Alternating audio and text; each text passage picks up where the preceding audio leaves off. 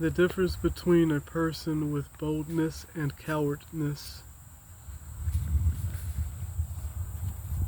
The difference between boldness and cowardness is being somebody that's willing to sit out there and communicate with other people that are mostly disagreeing with you, or sometimes disagreeing with you. Cowardness is hiding behind things and then saying things about people, trying to put their names in a bad spot without having the courage to actually come to them and talk to them about it. Cowardness is taking somebody's life instead of actually learning how to disagree with people, or learning how to take people's disagreement. Not being indoctrinated by everybody else, but learning for yourself.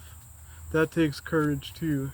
That means you got to go out on a limb and actually learn something for yourself. And stop making yourself a person that's a victim every time. You're a victim of not learning. You're a victim of everything.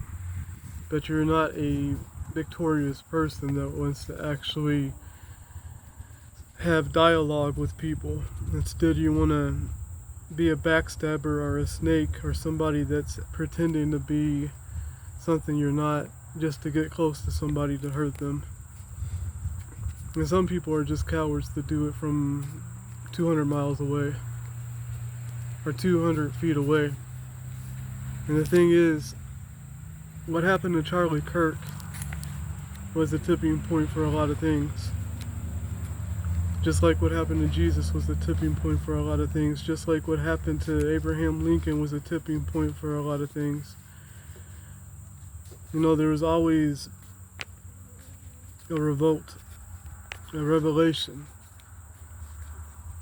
And then not a violent revelation either, because all people want to do is hit somebody in the face or shoot somebody, but they don't want to sit down and have a dialogue with somebody. As angry as I feel and sad as I feel about what happened, and only if somebody put their hands on me or did something to my family is the only time that I would get physical with them. And sometimes I get so angry that I would want to, but at the same time, that shows the difference between resolve and somebody just being a loose cannon. And that's not what I need to be. I need to be somebody that's actually going to echo the voice. And be a voice for other people, be a voice for people that may not even know that I'm being a voice for them. Trying to lead people to the Lord and trying to lead people to at least critical thinking. And that's the biggest threat that people have. That's the biggest threat to socialism, is critical thinking. That's the biggest threat to communism, is critical thinking.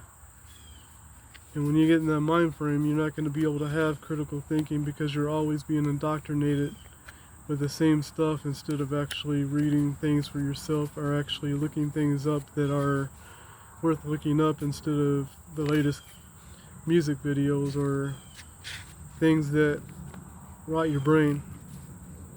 Whether you're a young child or an older person, we got to be critical thinkers. And we got to be bold on what we're talking about. And we can't just be people that are spewing things out that everybody else is saying. We can't be one of those same people that learn the same thing no matter what. They say the same thing no matter what they look like. They repeat everything the same way instead of actually being able to be bold enough to learn and know what true love is and know what true boldness is and what true strength is. True strength isn't trying to be somebody else. It's being who God made you and not being afraid and not being ashamed of it. A lot of people want to get kids ashamed of themselves. They want them to be ashamed of their bodies. They want them to be ashamed of who they are. They want them to change who they are because they want to control them. And that's when the battles come, is when you're trying to tell people that they don't need to be controlled. That's when other people get mad. That's when the doctors get mad. That's when the government gets mad. Because they want people to be under the influence of depression. They want people to be under the influence of fear under the influence of I have to hide here, I have to be afraid of everybody, I have to put myself inside my house and not speak boldly and actually have a heart and actually learn something. I have to learn from only these people over here, but I can't learn from them because they're Nazis, they're propagandists, they're pedophiles, they're all this other stuff, which is not true. That just gets pushed in people's faces and heads, you know. That if people disagree with you and they're trying to be kind to you, then there's something wrong with them, because there's something wrong with those people that are teaching those kids and everything, that stuff, because they want an agenda, and instead of pushing an actual education on the kids so they can learn for themselves, they want an agenda on them so that they can be indoctrinated and be controlled by the government. Charlie Kirk believed in small government. He believed in freedom for people. He believed in the freedom of choice when it comes to a mindset, not to when it comes to harming a baby. When you get older, you have the freedom of choice of what you want to be. You don't got the freedom of choice to get rid of something just because it's an inconvenience. And that's another thing that probably marked him. But I think the thing about life is sometimes we have to speak out boldly even though something might happen to us. And I think if he could, he would go back and continue to do the same thing he would be doing if he didn't get shot. And if he survived it, he would go back. If he could go back in time and change anything, he would do the same thing. People are afraid to stand up. People are afraid that they're going to get doxxed, canceled, cussed out, flipped off, mistreated. But the thing that they don't really realize is that you gotta be bold sometimes, because all you're going to be doing is being stuck in some place, in some house somewhere, and you're not going to be able to come out and speak your truth and be a light to people and be a person that wants to actually help them. But instead be a person that wants to destroy their lives, be angry with them all the time. You know, separation creates anger. Non-conversation creates physical harm. And if we can't communicate with each other right and always argue and cuss and do all this other stuff, then we got to get ourselves better than this. Because all people try to do is harm you sometimes, but they don't realize that when they're harming you, they're harming themselves.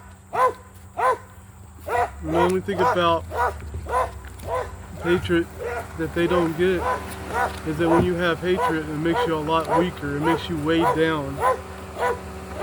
It's a weight that you can't lift. It's a weight that you can't control. And once that hatred weighs you down to the point where you can't get up, then you're just stuck in depression. Hatred brings depression.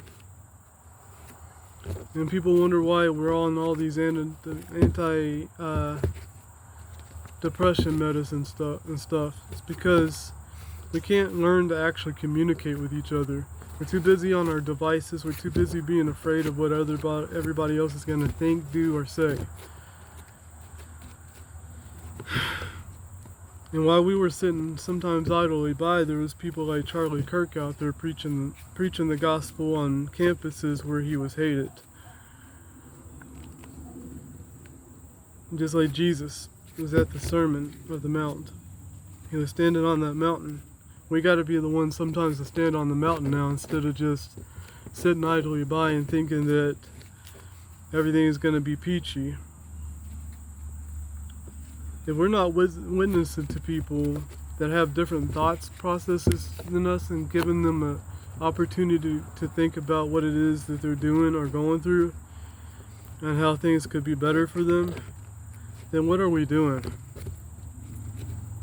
I'm tired of sitting idly by, sitting in my room being nervous about what other people think about me, because guess what? That's what they think. And the shame that they put on me is going to be put right back on them, because their traps that they set for me, they're the ones that are going to fall in those traps. It's a biblical thing. And I'm not going to get too biblical on it, but it's true. If you want to set a trap for somebody that's doing good and you're doing evil stuff, then you're going to be the one that ends up in that trap. And if you want to set a trap for somebody that's doing good and you're doing evil stuff, then you're going to be the one that ends up in that trap. And if you want to set a trap for somebody that's doing good and you're doing evil stuff, then you're going to be the one that ends up in that trap. And if you want to set a trap for somebody that's doing good and you're doing evil stuff, then you're going to be the one that ends up in that trap. And you wonder why people are so depressed. That's another reason, because they always want to try to harm somebody else and make them feel it the way they do, instead of actually do the opposite and try to help other people and be a light to other people and be kind to other people and be actual loving towards other people. Because that term's been mixed around too. They put it way too much things. Love is a bold thing. It's not something that's lust. It's not something that is sexual. It's something that is everlasting. And if it's a true everlasting love, then people will have love for you no matter what. But if they only have hatred because they think that what you're saying is a bad thing, or they disagree with you, so they gotta hate you, they gotta be on the other side, one's gotta be on one side, one's gotta be on the other side, then where's that gonna lead this world, you know? Everybody always wants to butt heads about everything instead of actually communicate about stuff. And then they want to make everything about politics. They want people to shut up. They want people to go inside. They want people to, like, not communicate, not have a thought process, not have a differing thought than them, not learn from people that could actually teach them something. But all they want to do is just sit on their radios. They want to be on their phones. They want to play around. They want to not, like, be challenged on stuff. And then they want to listen to the media and social media instead of actually really thinking for themselves fully. Read books, learn. I'm talking about real books. I'm not talking about fictional books. I'm not talking about Harry Potter. I'm not talking about Lord of the Rings. I'm talking about books that can actually help you preserve your thought process and actually grow your brain into actually a full functioning brain, instead of a brain that's always on the phone or always, like, saying half words or something, or saying, like, trigger words or non-trigger words. If we actually were able to sit down and actually have a conversation with each other, we would probably have more in common than we think. But we would also have differences, and we would learn to actually see those differences as something that we could either learn from or work on. But instead, people just want to automatically go to fist fighting or shooting people. I'm not going to say any other words, People want to say unalive, but if you want to shoot somebody, that's shooting somebody. If you want to assassinate somebody, that's assassinating people. It's not going to be the wordplay game. I'm done with that. There's a lot of people that want to shut you down because of the words you say, because they're afraid of the truth. They're afraid of opening their minds they're afraid that you're going to open up the youth mind or somebody else's mind that they're trying to control. I'm not here to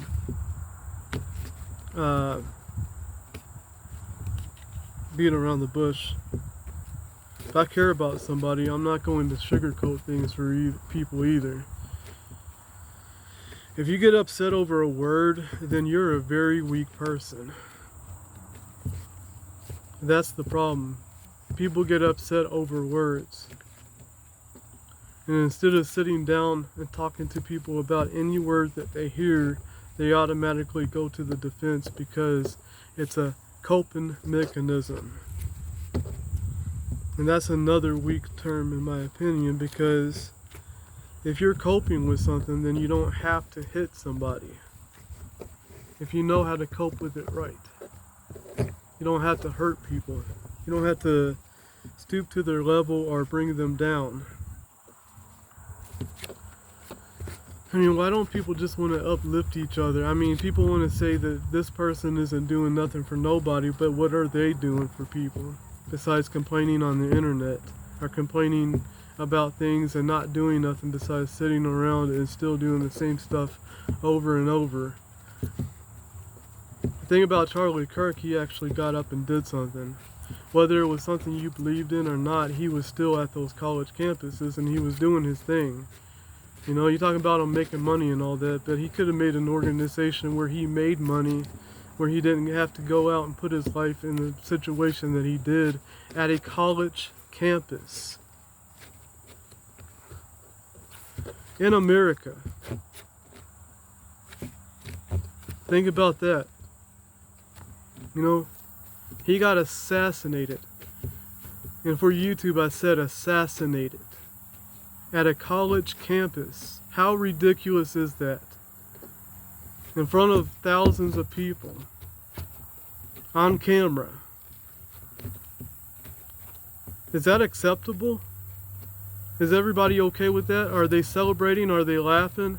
Are they cowards that are on the internet in their little houses, in their mommy's basements, or on their mommy's porches, celebrating, laughing that a man was shot to death, was assassinated because of his political views and his beliefs? Are you really that cold-hearted? Are you that much of a coward that you can't even celebrate in real life in front of somebody that may disagree? Because I guarantee you, if you did that in front of somebody that you disagreed with, you celebrated a man's assassination, you will probably get your ass kicked. I'm sorry for the language, and I'm trying to be a good minister here, but I'm also not going to back down from saying that somebody needs to get their butts whipped sometimes. I'm not talking about shot, I'm not talking about all that other stuff. I'm talking about a good butt whooping. Because the moment anybody gets that done, they're going to learn to respect those people that actually been through that. And they're going to learn that people ain't playing around with that crap no more. The gloves are off. See, I'm a good person, and I want to be a good person. I want to do good things for people that need it. But I'm also not a pushover.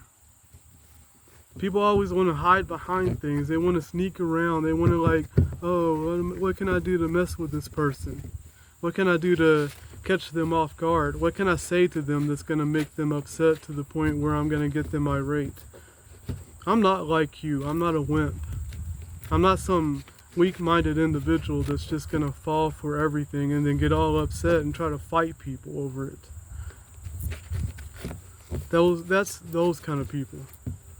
And until they get a backbone and actually step up and say something and actually have a word to say instead of a fist to throw, or like talking bad about people behind their backs, trying to go around on the internet and say that this person deserved this instead of actually saying it to somebody's face and actually communicating with people eye to eye, then the only thing they're going to be is cowards all the time anyways. Let them fall in their own traps.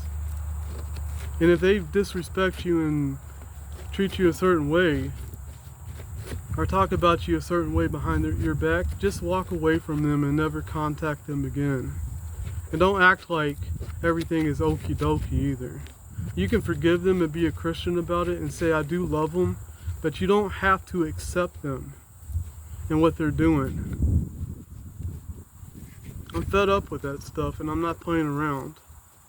People sneak around, they destroy property, they try to hurt other people without people being there sometimes, but the thing that they don't realize, it always comes back. God sees everything. Whether you believe in God or not, He still sees it.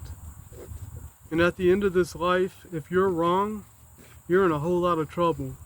If I'm wrong, I'm okay. I'm just going to end up in the dirt somewhere. But if I'm right, I'm going to end up in heaven. And if you're doing nothing but misdeeds and being evil and being sneaky and being nasty and being destructive towards people's lives and property, if you don't accept the Lord into your life, you're not going to go to heaven. I don't care what anybody says. If you give your life over to Christ and you actually stop being sneaky and stop being these people that are all over the internet, being brain-fed everything instead of actually learning for themselves and actually having the time to learn for themselves and actually take care of themselves and actually do what it takes to take care of themselves, then you're going to live a lot longer too. You know, a lot of people want to do all this stuff, put all this stuff in their bodies, take these things off of their bodies and think that they're going to survive a long time. The thing is, you got to have a better life than that. You got to have a better goal in life than that, because that's not the only thing. People always focus on one thing. But they don't realize the other things in their life they can make better. And if they're still holding on to that when they make everything else better, then their life will still be better. I'm not judging anybody. I'm saying stop trying to push things on me and stop trying to push things on children and stop trying to push ideas into children's heads. Stop trying to make people to the point where you're intolerant, because that's not cool. It just makes you look stupid and makes you look like a fool for you to get likes on the internet. How many people like you in real life? How many people actually love you in real life? Maybe you need to look into that before you start judging somebody else or celebrating somebody else's death.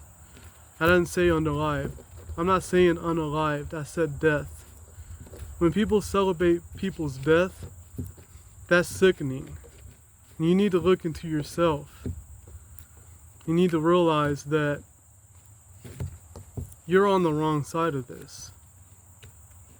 The fact that you would think that you're on the right side of this and then you're celebrating somebody dying, then what's the... think about it. I've never celebrated anybody's death, and I never would, and I don't think a lot of people that are on the right side would celebrate somebody's death. I mean, if it's like a person that hurt somebody, hurt like a kid or something, or a female that didn't deserve it, just like on that train, that's a different kind of person. Well, that's not a person. That's a individual that is psychologically damaged. But also, I'm not going to make an excuse for people like that. If you're a racist person that stabs somebody on a train because they're white, then I'm not going to play games and I'm not going to pretend like it's a mental thing. You're just an evil person with a demon inside of you that needs to go to Jesus and be judged. Needs to go to God, be right before God, and then judged. And maybe somebody has to arrange that meeting, you know? There's some people that aren't people of God. There's some people that are not children of God. They choose to be a child of the devil, and then they say that a lot of people want to say that these are all children of God. What you choose, the Father that you choose, if you don't repent to God, if you choose the devil, then the devil's your father. If you choose God, then God's your father. And it's all up to free will. People they have fun, they enjoy it here on earth, they have a good time with it right now. It makes them feel good, but they ain't gonna be feeling so good whenever they realize that Jesus was the truth. And when they realize that God is the truth, people play around, they want to say that we're pushing evil things on people. That's the other way around.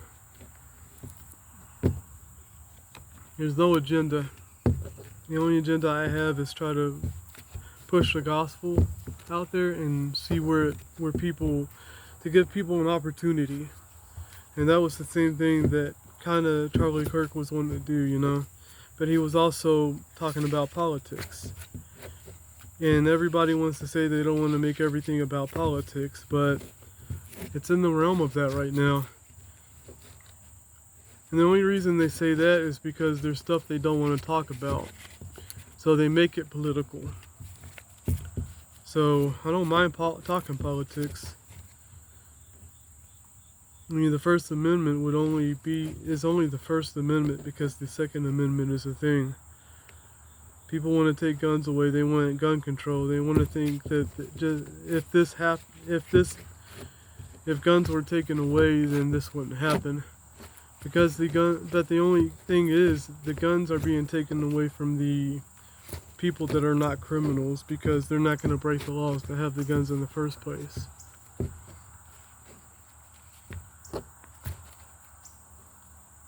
If good people have weapons to protect themselves, their families, and people around them, and they have the proper training, which is not hard to come by, then they can protect themselves from the people that won't lawfully give the guns up in the first place, because they have them illegally or they take them from somebody else.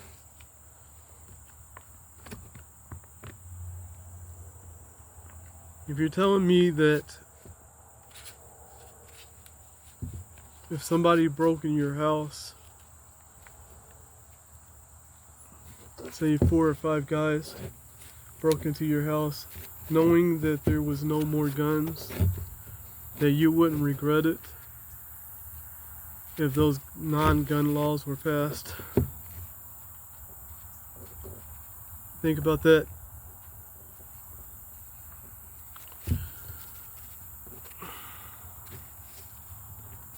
I got a little bit more to learn, but I do know some things. And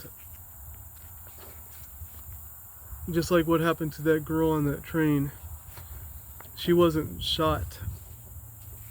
And she wasn't stabbed because the guy was a mentally ill person. She was stabbed because the guy was a racist person that said, "I got that white girl." People want to yell racism all over the place unless it's a white person being attacked by a black person because of their skin tone. Black people can be just as racist as white people, and the reason I'm saying this is because black people are human beings too. And if you're saying that black people can't be racist, then you're saying that they're not good enough to be a human or a body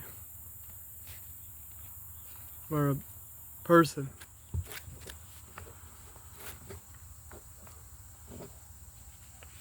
It's not the majority versus the least amount.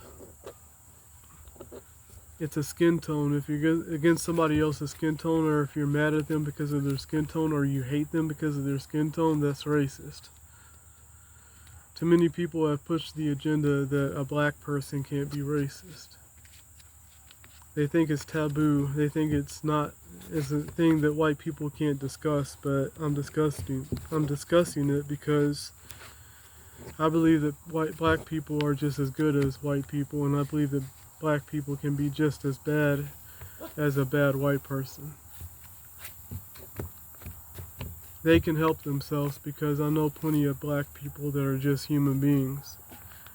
Everybody's just a human being, you know? Everybody can be evil, everybody can be hateful, everybody can be racist, everybody can be twisted, but also everybody can be good. They can be doing virtuous things, they can be moral, they can actually be a person that actually has a talent. They can be somebody that teaches other people, they can be somebody that actually learns to love other people that they disagree with, and they can be somebody that can do anything that anybody else can do. With enough hard work in America, and enough standing up, and enough actually not just laying around all the time, you can be successful. And yes, I have been laying around because I've been hurting. I took medicine and stuff, but I'm here saying this because there's people that need to hear it. I don't need to hold back anymore or be afraid of repercussions or what people are going to think of me, whether it's the neighbors or whether it's the guy down the street, or even if it's my own family. We got to speak the truth and not be afraid, and stand bold on what we believe in, and not just step down because somebody's coming our way or somebody's there to try to intimidate us that's lurking in the shadows. No, I'm not going to do that. They try to shout you down, they try to shut you up, and they try to push you away. Look where I am. That's where I'm going to be.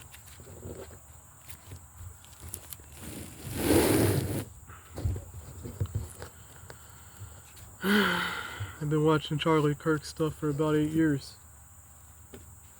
There's not a hateful thing that he's actually said. There's people that have said that he said hateful things, and there's people that believe it because they're constantly playing things in their minds when it comes to the CNN reports, to the MSNB resorts, or whatever, reports. and all the other lamestream media reports. Sometimes even Fox News. I don't watch it. But the thing is, they actually hurt a good man. They took him away from his babies, you know.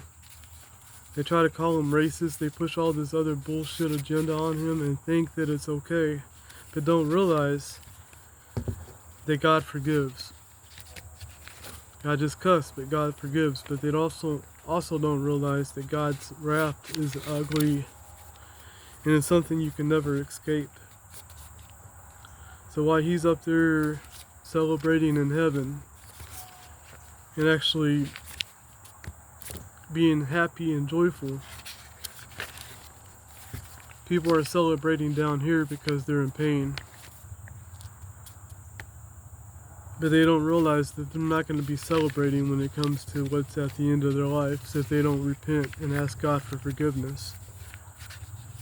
A lot of people want to say shut the F up and do all this stuff, but they ain't tough enough to actually stand up and have a voice where they're intelligent enough to actually have a debate with somebody or a discussion with somebody.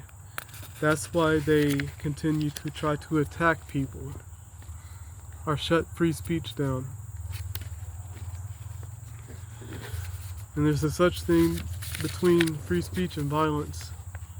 And there is violent speech too, and that's when you provoke people in a certain way. And that's not what Charlie Kirk was about. He actually wanted to sit down and have a civil debate while news medias and all of that stuff took his things that he said out of proportion on purpose. Purposely.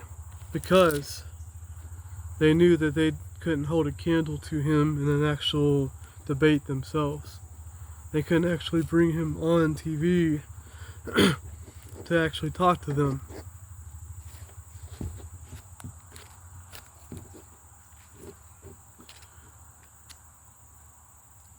So they tried to shut him down in many different ways.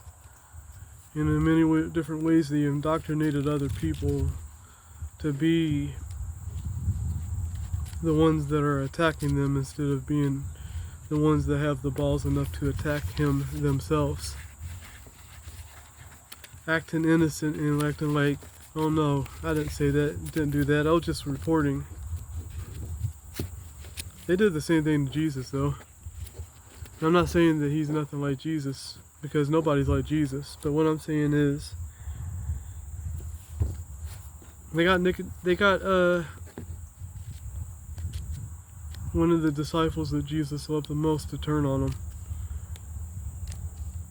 Others did turn on him, but they got Judas to turn on him for how many pesos? How much money? You know?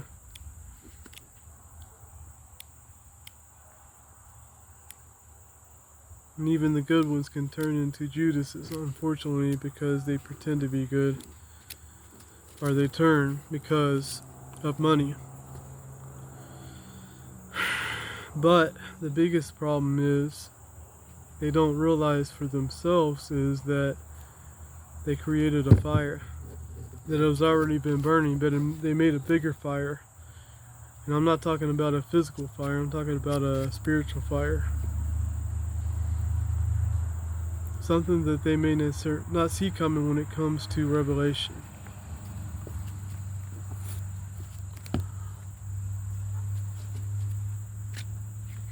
I mean, they're already putting into place the things that are to come. A lot of people laugh, a lot of people make fun of it, and they say that that's not true because they learn from their parents, which aren't very smart either, that these things ain't true. But where's the substance in that? They always want to say that there's no substance in believing, I guess, but they don't learn how to learn for themselves and actually read it and actually find things in the Bible. I want to call it fictional, but they've never tested it out. They either believe their mommies or the daddies or their people that they know in school or know on the job, but if they would actually just sit down and learn it for themselves and not be afraid and be bold about it, then maybe they would see something in it that would help change their lives or make their lives better. God bless you, Charlie Kirk, and I know it's a hard time for his family and everything, and I know that people want to cuss you out, they want to celebrate this, they want to do this and that, but they don't realize where you are, and they don't realize where we're going to be at the end of our lives. And if they don't turn their lives over to Christ and actually believe in God in their hearts, and they want to call it boring, they want to call it like something that they're not interested in, or mock Christianity, which it talks about that in the Bible, which when they do that, they're actually solidifying that there is a God, because he says it in the Bible that they will mock you because they mocked the saints before you. They're actually living up to the Word of God. Even the naysayers, even the people that are saying that there is no God, it says in the end, many people will deny God. Many people will turn against their families. They will turn against their neighbors. Neighbors will be fighting neighbors. Brothers against brothers, sisters against sisters, mothers against daughters, sons against fathers. They're actually proving that the Bible is true. So thank you for that. But like I said, God bless you, Charlie Kirk. Enjoy heaven. I hope that you can see your babies, but I hope that you don't see the terrible things that are happening anymore on this earth. I hope that you're up there in the arms of the Father, and that you are having a good time and being at peace. And I'm pretty sure that the Lord already said, "Well done, good and faithful servant." I'm going to read this, and then I'm going to go ahead and get off here.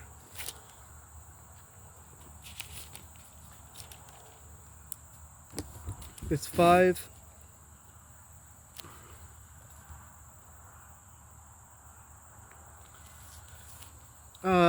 Galatians 5:19. Now the works of the flesh are evident, which are adultery, fornication, uncleanliness, lawlessness, 20, idolatry, sorcery, hatred,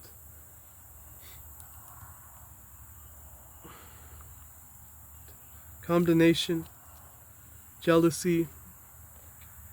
That's another. This is one. Outburst of wrath.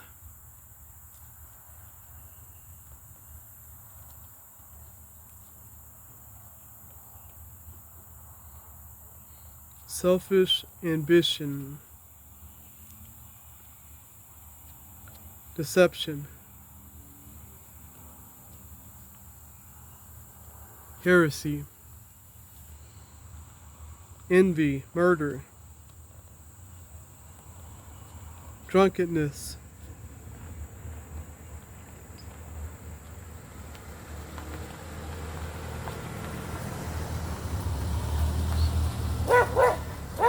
you hear my dog barking. Privacy and the like, which I tell you beforehand, just as also told you. No, envy, murder, drunkenness, revelings, and the like. Just as I also told you in time past, that those who practice such things will inherit, that those who practice such things will not inherit the kingdom of God. This is verse 20 of Galatians in the New King James Version of the Bible. But the fruit of the Spirit is love, joy, peace, long-fasting, kindness, goodness, faithfulness, gentleness, self-control.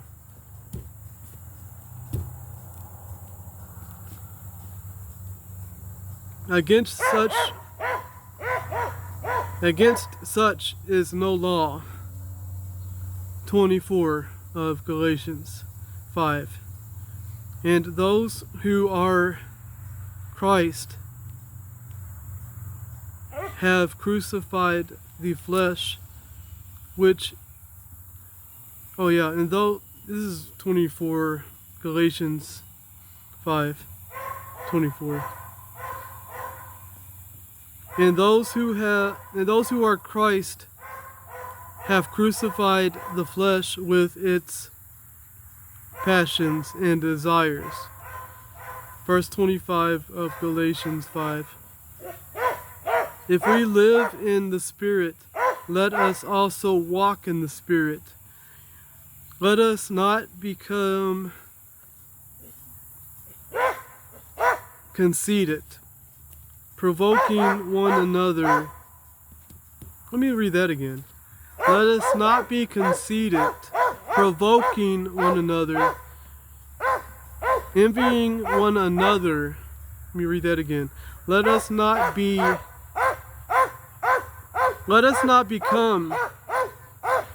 complacent, provoking one another, envying one another. Brother, if a man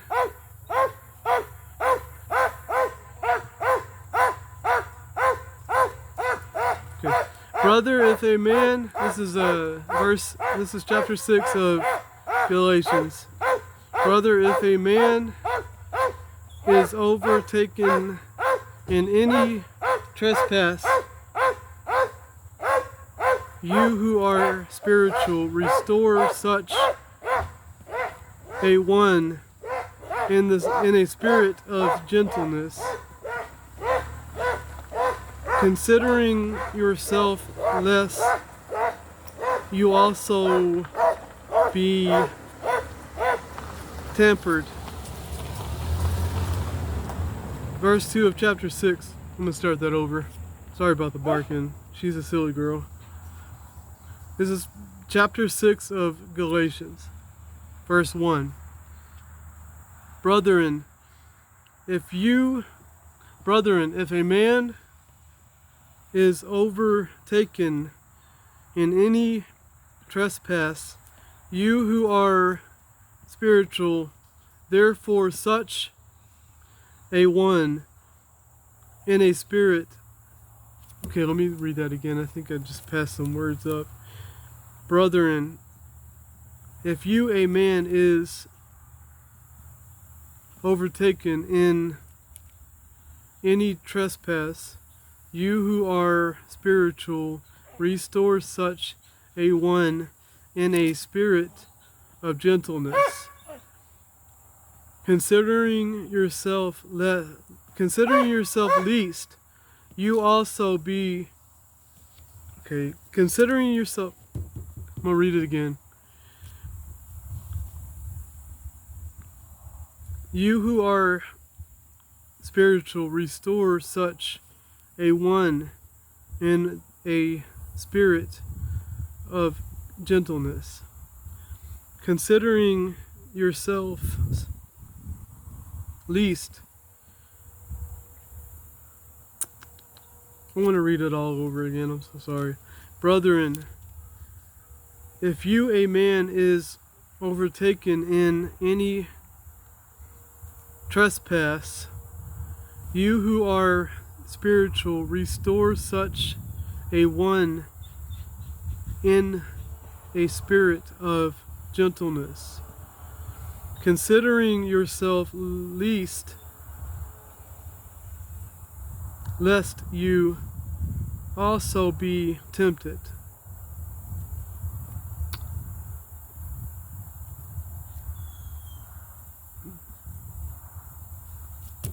I want to start this whole thing over right here and then read it all the way through to maybe 7. I don't know yet. Maybe 4. It might be 4.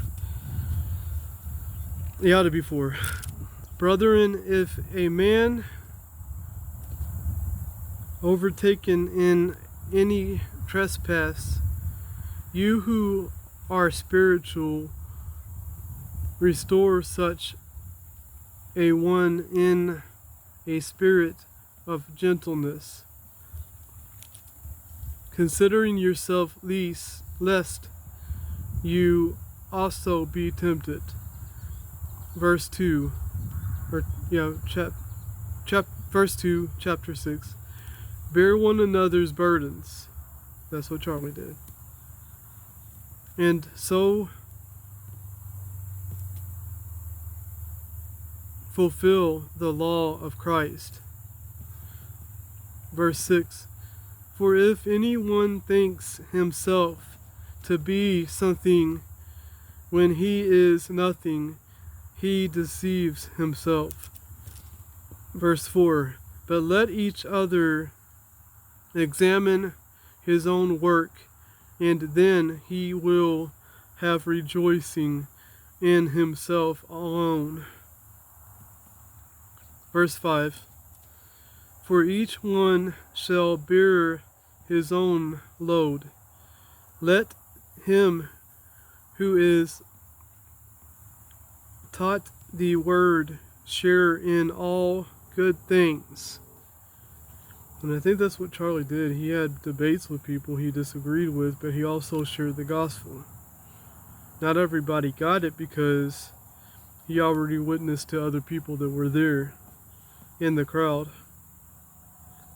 People take the tidbits and they like to take the shorts, they call them, of the videos, and then take things out of context or take words out of context without reading the whole thing or actually watching or listening to the whole thing. Let him who is taught the word share in all good things with him who teaches. Verse 7. This is a beautiful one. Do not be deceived. God is not mocked. For whatever a man sows, that he also reaps. Verse 8 of Galatians chapter 6. For he who sows to his flesh will of the flesh reap corruption. This is the most beautiful part though. But he who sows to the Spirit will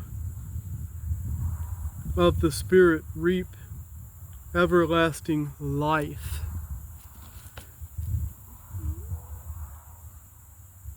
And I'm going to read it all the way to 11, but that's pretty much what Charlie Kirk did.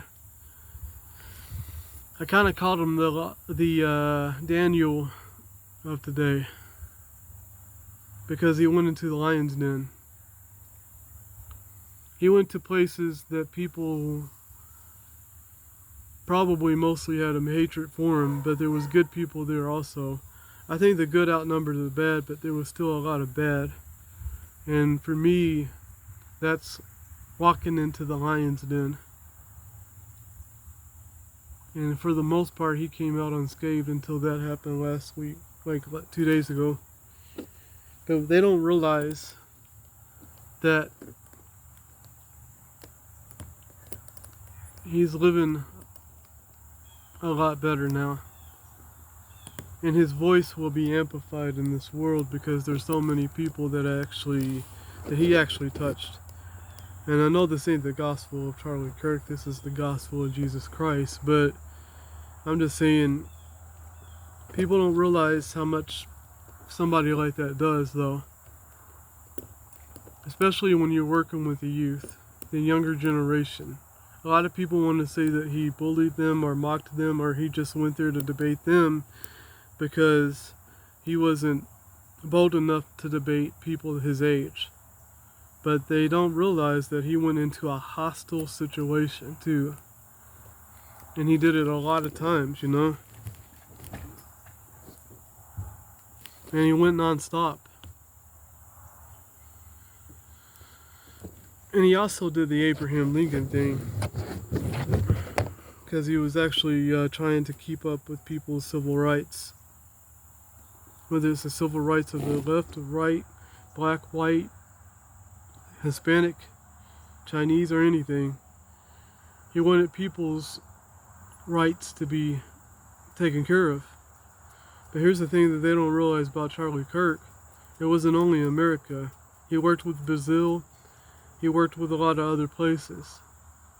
And he actually tried to help Brazil find freedom. He had a lot of courage and a lot of he had a big voice because he had a lot of courage. He started his foundation when he was 18 years old in his mother's basement, and it grew to be a multi-million person company.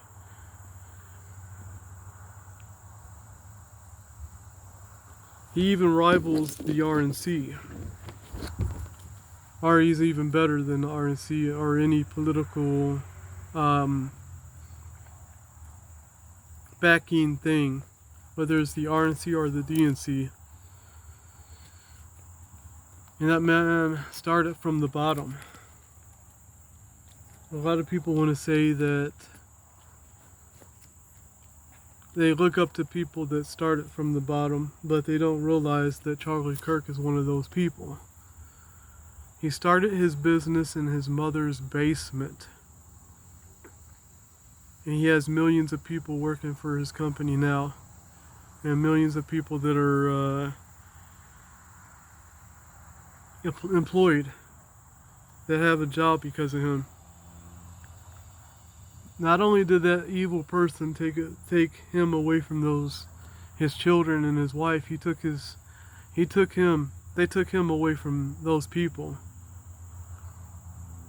They were like family, you know, black, white, Hispanic, Japanese. It doesn't matter.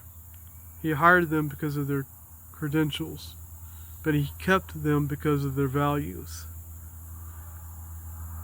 And he's probably hired more black people than white because he wanted to give them an opportunity because they were people. People want to call him racist, they want to call him xenophobic, they want to call him all these things, but they don't know. What have you done for other people? You know, what have you done to hire people, to give people a better life? Have you stood on anything that could give you a bold enough backbone to actually start a company like he did? To be able to spread the gospel of Jesus Christ, and not only spread the gospel of Jesus Christ, but to spread truth to people that people don't want to accept because they're afraid of the truth, because these higher ups that are running our country when it comes to like businesses or whatnot, or when it comes to politicians, or there's a word, aristocrats. They're the ones that are unelected officials. And those are the ones that the lobbyists work for. Aristocrats and lobbyists are the ones that are slimy. Because they hold a place of power without being voted in. They're not voted in by anybody, they're placed in that position. And when they're placed in a position, then they don't know who likes them or don't like them. And they don't know what policies to run on or what not to run on. So they have a power trip and they actually make laws for people or write laws for people or pass laws on to people that they can make money off of when it comes to making money off of the American people. And the little people think that they're fighting for good people, but they're not realizing that there's a difference between a person that started from the bottom, that created a company that made him who he is, versus with a God who made him who he is, versus somebody that was placed into a government position without any qualifications except for how much power do you have? How much are you willing to do what I say to make money? And instead of actually being in there for the right reason, sometimes they get in there because they're there to make money and destroy people's lives and then get power from it. And in some cases, they probably don't even know what they're doing, but a lobbyist or a aristocrat is a person that's not a favorable person. People want to talk about the elected politicians, but they don't want to talk about those ones that are actually unelected, that are placed in government, that control things when it comes to the American people. And the ones you may not know that they replaced, that you're giving them all the power to, is you. We the people doesn't mean that we're some group of people that want to overtake America. It's for everybody. And I'm not a we the people person, but what I'm saying is, if you sit back and think about it, like, what are you in control of? You got freedom, right? But are they listening to you, or are they just letting you run amok and then destroy everything and then destroy your own life in the process? Making you unhappy that you had to destroy something or do something to somebody else's property that's in the same boat as you, that may have worked harder than you to have that property to begin with. You want to run down to the highways and byways into the cities and everything and burn and loot and do all this stuff because of justice, but you don't realize you're not hurting the people that are actually responsible for it. You're hurting the people that are trying to make a living themselves, that will suffer mostly because you don't understand that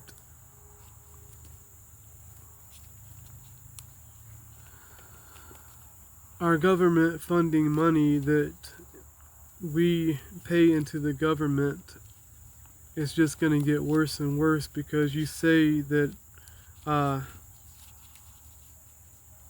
insurance is going to take care of it, but where does insurance money come from? It doesn't come from the pockets of non-elected politicians or bureaucrats or even elected politicians. It comes from taxpayer dollars. And if you want to bring more people into this country that put a strain on the government or a strain on the money, the people that are okay with those people coming through the border, that are politicians and bureaucrats and all of that, they get paid more money for it because they get to stay in power longer. They're not paying out of their pocket for it. We are. The government is it's not a piggy bank that has not had money put into it. The government's a giant piggy bank that's overflowing with debt because they've used our money to pay other countries and take care of lesser impacted situations than even war.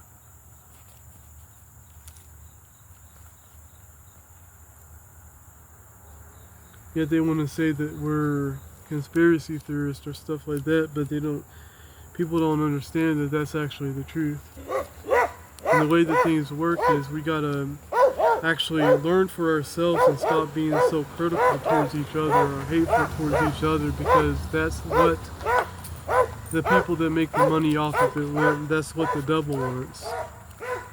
If we are willing to make common sense and make common sense communication, then things will be a lot better. But until then, we can't communicate at all. Especially if people want to create violence because of it.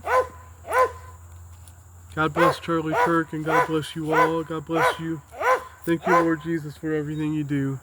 I hope that makes a lot of sense. I love you all, and I just pray that this touches somebody and helps them realize that not everything you see is the truth.